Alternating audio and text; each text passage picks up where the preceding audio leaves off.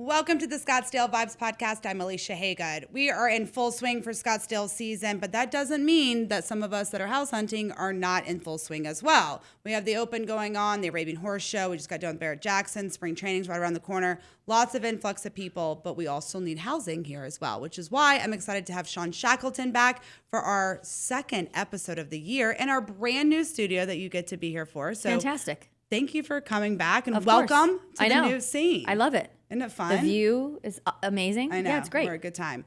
What's not a good time right now is house hunting. I've been saying this for years with you. Everyone that listens know I'm ready to buy. This is it. My husband are ready. And I don't see anything. Like, it's I literally don't see any dots right now. Yeah, it's tough right now for buyers. What's going on?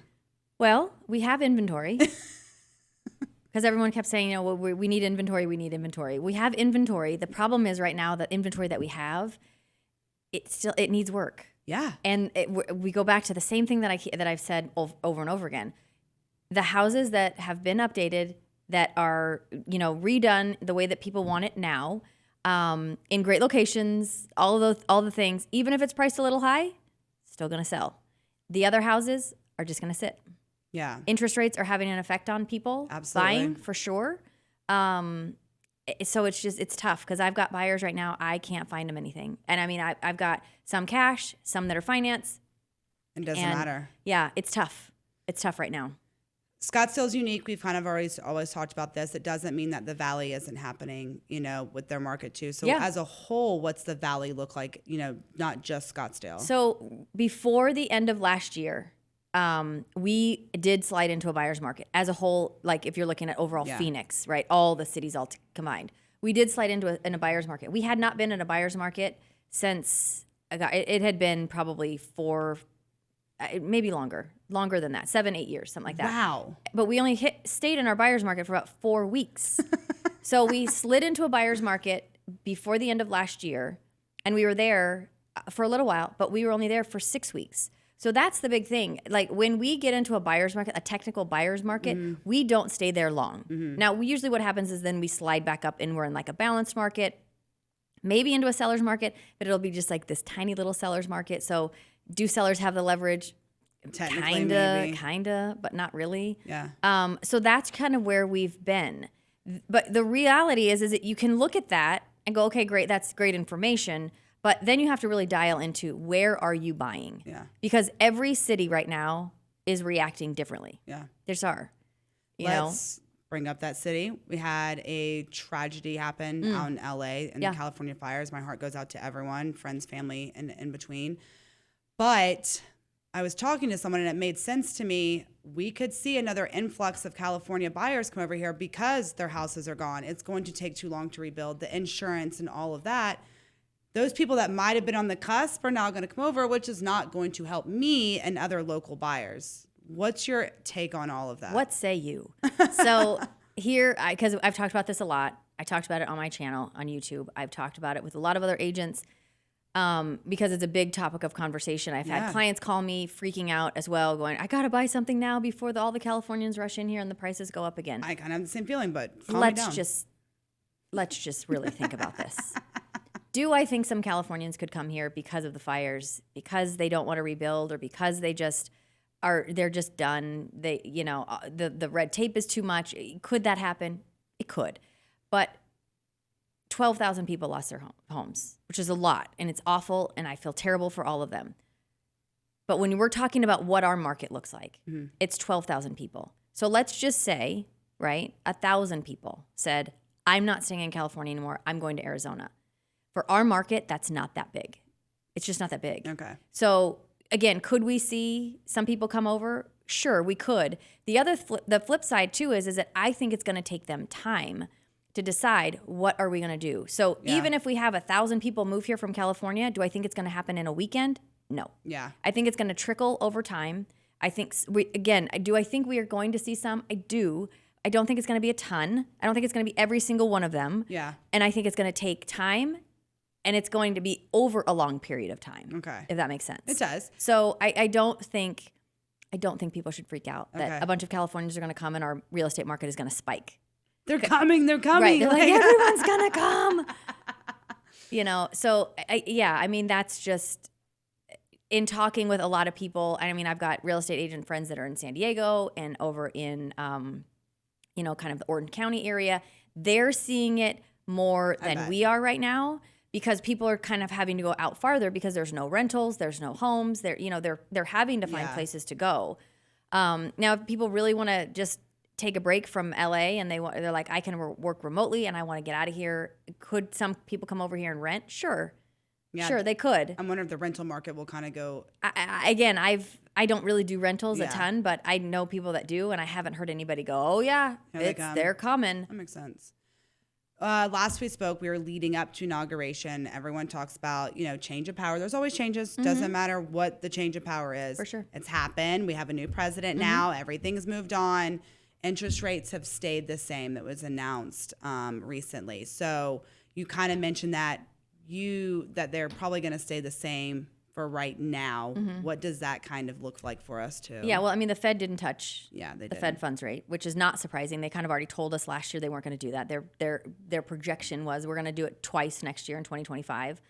So them not touching it is not a surprise. And you right? say you always look at what is the bond? The 10-year bond? 10-year treasury. Mm-hmm, treasury. And so if you look at that really, if you overlay that over the 30-year mortgage rate, they move together. Okay. Right now, it's the spread between the two. So the spread between the two is just pretty big, which keeps the interest rates higher also.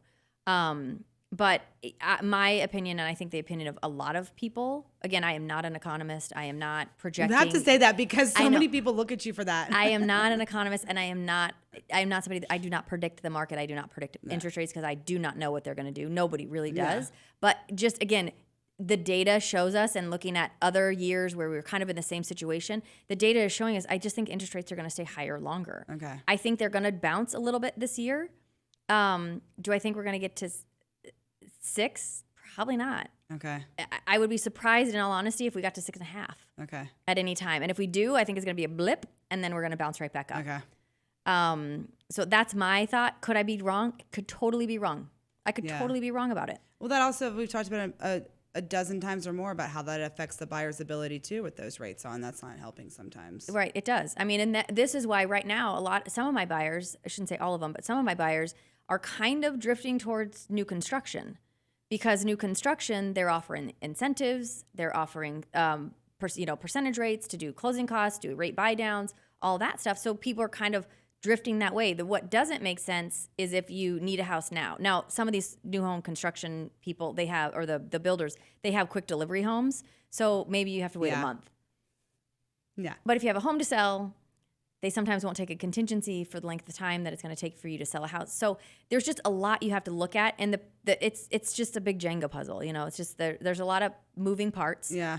And you have to be talking to somebody that can kind of help you see all the moving parts and really move strategically in whatever it is that you are trying to accomplish. Because everybody is trying to accomplish something maybe a little bit different. Yeah. And maybe it's all the same end game, but how you get there is a little bit different, you know, for everybody, just based on your circumstances. Totally. And that's where it's at. So when I look at houses now, you see the ultra luxury is out there. And then the smaller houses that need a lot of updates. There's not a lot in the middle per se. Well, there's still stuff in the middle, but even the stuff in the middle has either been upgraded or updated, I should say, or not. Okay. And the stuff that's not been, the only people that are buying those are that you've got to show a value. And the best way to show a value is with price.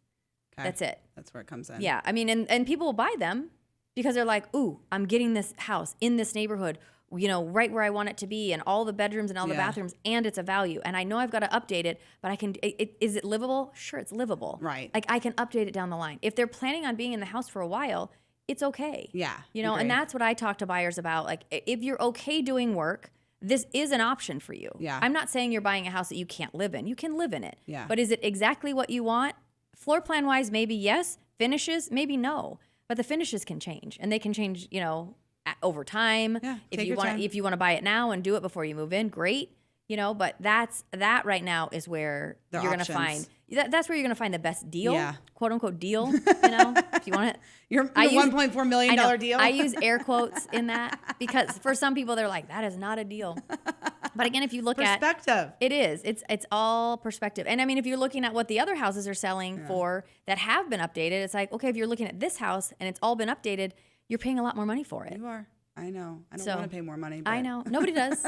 Nobody does. I don't, No. But the reality, the other part with our market right now is that we have a lot of sellers that would sell but don't want to sell because then they're looking at interest rates. I know. And they all have 3%, 4%, maybe 5% interest rates. Some of them 2.5%. Yeah.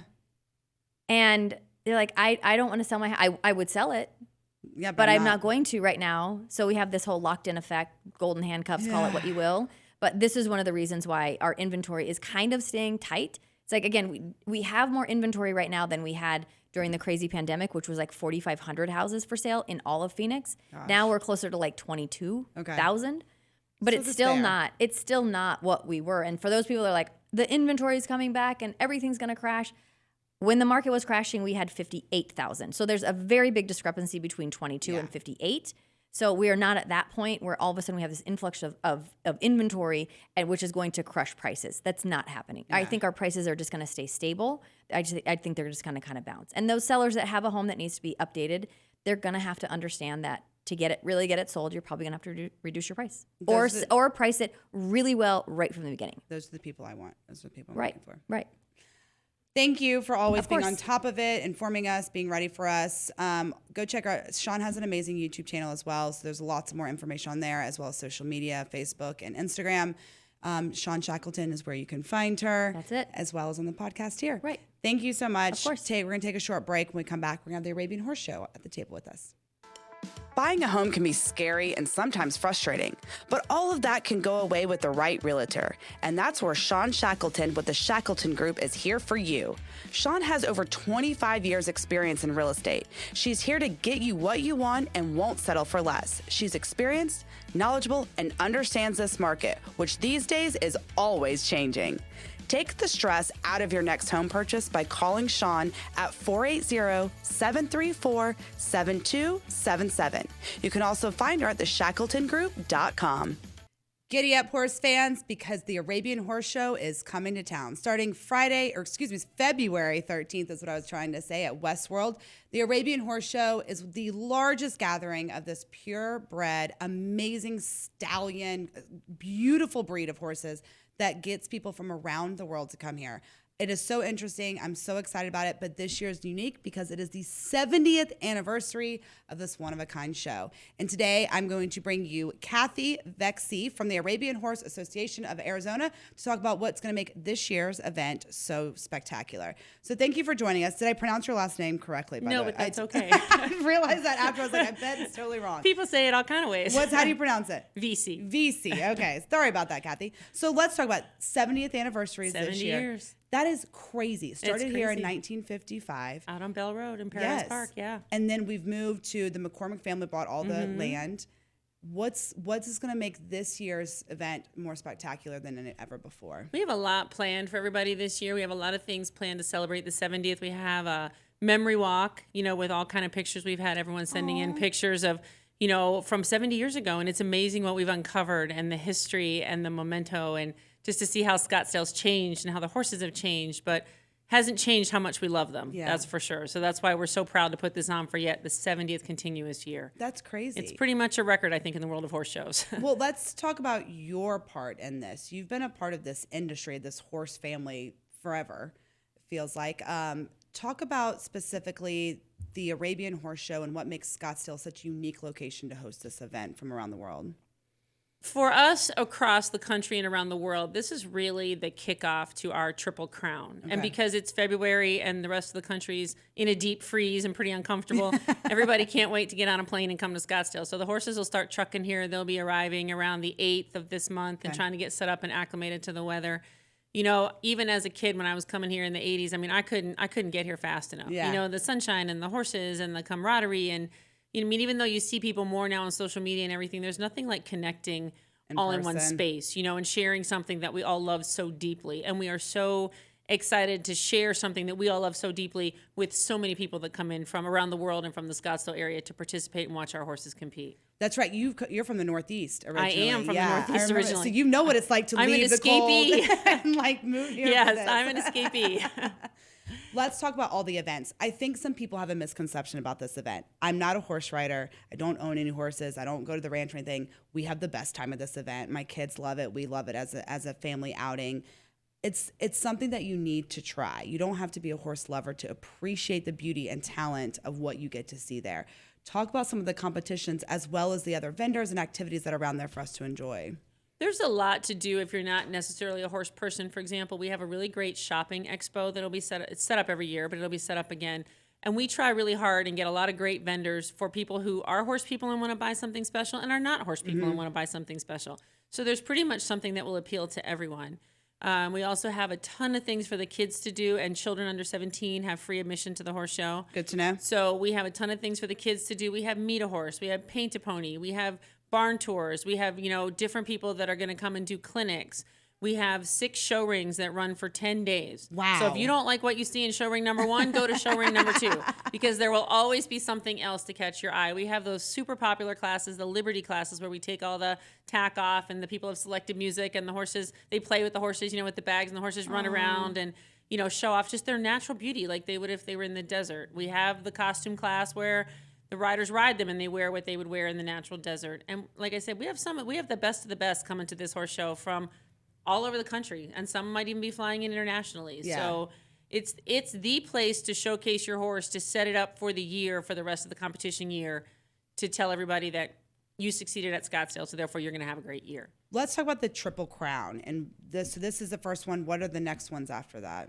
So our Triple Crown used to be the Scottsdale Show, the Canadian National Championships, and the Arabian National Championships. Right. And I would say that still holds true. Our Canadian National Championships have gone through a little bit of a reshift, but this show really sets up a horse to be primed and ready to go to Tulsa, Oklahoma in October, and really kind of be at the front of the pack. I love that. Yeah.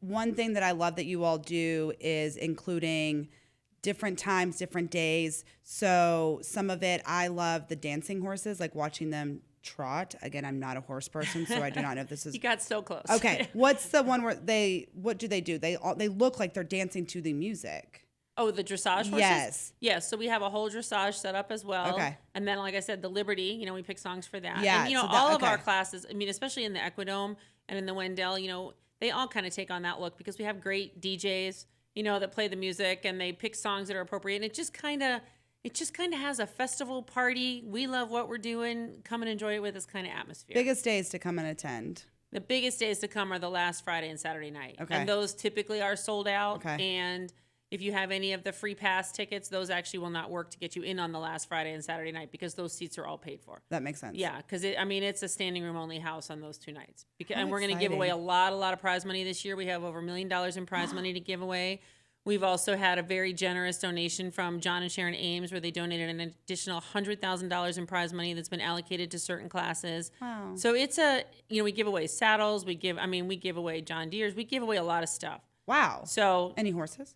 No, not that I'm aware of. Not that I'm aware of, but we could make it happen if you had some, And, I think, when you come to Scottsdale as opposed to going to other horse shows, like I said, it's typically, it's sunny, it's pleasant. Everybody's fingers crossed. Fingers crossed. Everybody's in a good mood. You have a lot of classes. If you're an exhibitor, you have a lot of classes to choose from during the week. So everybody's just kind of happy to see each other, after the deep freeze of winter in the middle and seeing their horses and loving on them and showing them in all those classes. And we just all like to spend time with other horse lovers.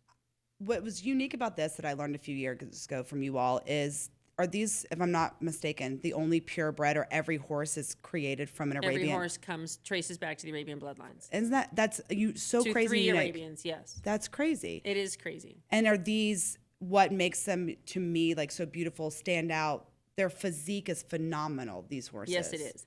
And I've been around horses my whole life. Even before my life began, I was around horses. And I can tell you all the different breeds, and they're all fabulous. I love all living creatures. But there is something about connecting your soul to the heart of an Arabian horse that you will never get over. Yeah. They are the most dedicated, loyal, intelligent, loving, quick thinking, quick minded. They're just the thinking man's horse. They're just so intuitive. And I know that sounds weird because a lot of people have horses and a lot of people love their horses. There's just something special about the heart of an Arabian horse. How many horses do you have right now? Right now, I only have 2. Oh, okay. 2 years ago, I had 9, and I was like, okay, that's a few too many. So some of those they're expensive like a kid. Yeah, no, and they never graduate from college. So if they you never move out, they never move out, they never go on, no. So now I have 2, and I love those 2, and so we'll see what happens. Where are we going to see you at the show? You're going to see me a lot of different places. I've also, and something, my different perspective on the show is I've done it from all different angles. I've judged it, I've competed at it, so to see it from all those different angles is a real thrill. This year, I will have a commercial vendor's booth because I sell consignment show clothes. And then we're going to be doing some other type of consignment clothing as well. And then also I'll be competing on 2 horses. Nice. And I serve on the board of directors, so I'll be flitting around doing whatever needs to be done, whatever fires need to be put out or whatever needs to happen. That'll be me. And we have a great board of directors. We have 11 of us, and we work hard. We work hard from the day this thing ends to the day it opens the next year, 365 days a year. So to produce this. Well, get ready, Scottsdale. It's happening at WestWorld on February 13th is when the first show doors open. Scottsdaleshow.com. Go get your tickets. As Cathy said, those Friday and Saturday nights, if they're not sold out already, they're about to be, so get them now. Otherwise, you have plenty of other opportunities to go enjoy it. You'll see me out there over the weekend with my kids. We always love having a good time out there. Before we leave, my last question to you is, what is your favorite Arabian Horse Show vibe? My favorite Arabian Horse Show vibe? Yeah. As an exhibitor, well, both, I guess, as an exhibitor and a judge. When you're standing there and you're in that warm-up ring and it's about your time to go through the gate and the music starts playing and your heart rate goes up and your horse's heart rate goes up and it's just time, it's just time to go show what you've worked so hard to do and express that relationship that you have with your horse and just do that with all of your friends. Nothing can compare to that. I sense it on you right now. Nothing can compare to that. When your heart starts picking up and you're starting to get ready and it's time for that gate open and your horse is like, I'm ready. Let's go do this. Bring it. That's a great feeling. I love it. Yeah. We'll go feel that with Cathy and everyone else competing. When we come back, we'll take a short break and have the calendar of events, so stay tuned. When it comes to protecting you, your family, and all your assets, you need to have someone that you can trust, and that's Jeremy Mueller of State Farm Insurance. Jeremy Mueller has lived in Scottsdale his whole life. How can anyone else know your needs more than someone who's been here and seen it all? Jeremy and his team are always ranked in the top % at State Farm. He cares, he's knowledgeable, and most importantly, he's always available. Don't believe me?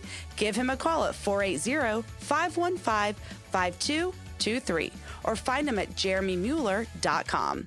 We are in the middle of Scottsdale season, so we've wrapped up the Barrett-Jackson Car Show. We have wrapped up Western Week, and Waste Management Open is going on. So let's get ready for what's coming up next. The Arabian Horse Shows, you just heard, is celebrating their 70th anniversary. Go get tickets now. Friday and Saturday nights will sell out. We'll be doing a giveaway, so stay tuned for that as well. But tickets go quickly, so go enjoy some fun. We also have the Arizona Strong Beer Festivals taking over at Salt River Field. So all you beer lovers out there, get your tickets now. They even have people that are going to stay sober tickets for $25 if you're choosing not to drink, $65, and then you have the VIP. They all come with plenty of tastings, a 3-ounce sample, so go try them out. It's going to be an amazing opportunity to get those craft beer lovers together. Also, you will see me here at the Miracle League Casino Night. Miracle League is an amazing organization that I have the privilege of working with, this company right now. It is a baseball team for special needs children from ages 4 to adult. It is amazing. We're doing a casino night fundraiser for them. I hope to see you out there. $75 tickets, get you some gambling money, come play some games. There'll be prizes and baskets to bid on as well, and I'll be there, so why not come hang out with me? Have a wonderful week, Scottsdale. Keep vibing, and I'll see you around town.